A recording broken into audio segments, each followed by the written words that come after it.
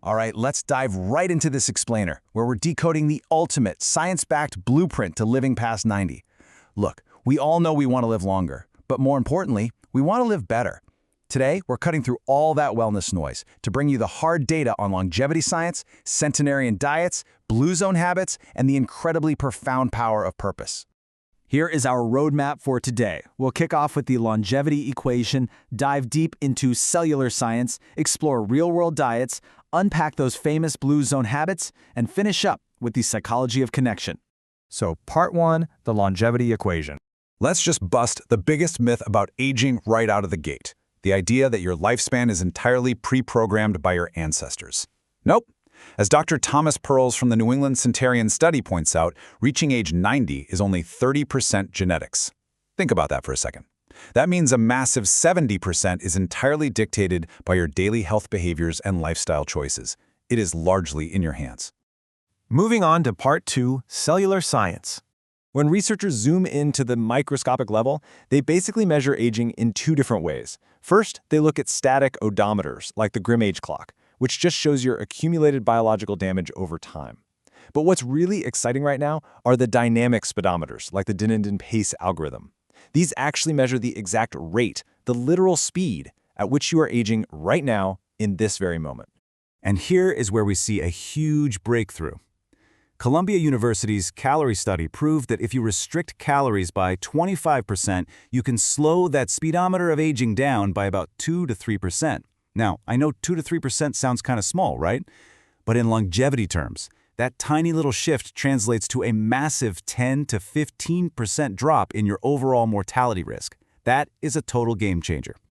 This exact mechanism is why scientists are absolutely captivated by a drug called rapamycin. It basically tricks your body into thinking it's restricting calories by inhibiting what's known as the mTOR pathway. So it mirrors dietary restriction and has actually been shown to extend lifespan in vertebrates. This gives it a serious edge over other popular drugs you might have heard of, like metformin. Metformin activates AMPK, but honestly, it just hasn't shown that same direct lifespan extension in healthy vertebrates yet. Which brings us to part 3, diets of the long-lived. Okay, since we can't all just take experimental longevity drugs or perfectly track every single calorie we eat, let's look at the real-world data. A massive meta-analysis, we're talking over 220,000 deaths analyzed here, reveals that a Mediterranean diet heavy in fruits and vegetables, along with moderate alcohol, significantly lowers your mortality risk. But flip that around, and high meat intake actually bumps that risk right back up. You know, over in Okinawa, Japan, they totally bypass the need for clinical calorie tracking. Instead, they rely on a 2,500-year-old Confucian mantra called Hara Hachibu. They actually repeat this before meals as a cue to stop eating when their stomach feels about 80% full. It's such a simple, elegant way to avoid overindulgence entirely. And we see that same kind of dietary discipline right here in the U.S., specifically in Loma Linda, California. The Seventh-day Adventists living there routinely outlive the average American by up to a decade. Their secret? A largely vegan diet packed with leafy greens, absolutely zero smoking, active stress management, and just a really highly physical, active lifestyle.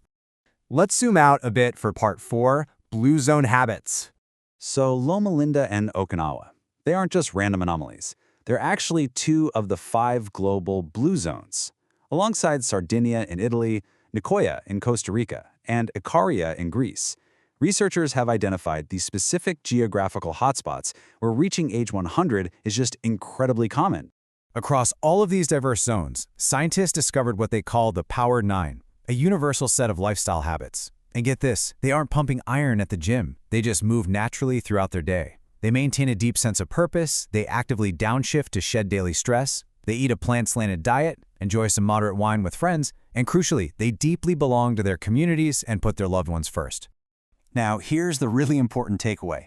Relying purely on individual willpower to do all this, it just doesn't work. You have to shape what researchers call your life radius. By actively curating your home, your workplace, and your social networks, the healthy choice literally becomes the effortless choice. When you do that, longevity just becomes an automatic byproduct of your daily routine. Finally, let's hit part 5, optimism and connection. Actually, reaching 100 isn't strictly a biological process. Just look at legendary actor Dick Van Dyke, who recently celebrated his 100th birthday. When asked for his secret, it wasn't a magic pill. He simply said, "I never wake up in a bad mood." And honestly, the science completely backs him up on this. Studies coming out of the UK, along with data from the world's longest-running happiness study, show that pure optimism is correlated with an average lifespan increase of up to 15%. The best predictor of your long-term health isn't just your genetics, it is quite literally how satisfied you feel about your life and your relationships. To put some numbers to that, Stanford researchers estimate that having strong, secure relationships boosts your odds of long-term survival by a staggering 50% compared to people facing loneliness. Social isolation literally damages your physical health. Having a community is, quite practically, a lifesaver. The Okinawans are so good at this that they've actually institutionalized it through things called moais. From childhood, they are placed into tight-knit groups of 5 friends who commit to each other for life. This acts as an unbreakable social safety net, meaning no one in that community ever has to face life's extreme hardships entirely alone.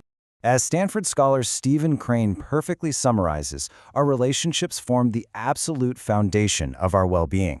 Those feel-good social connections, they're processed as actual neural currency in our brains, physically buffering our bodies against the damaging inflammation caused by daily stress.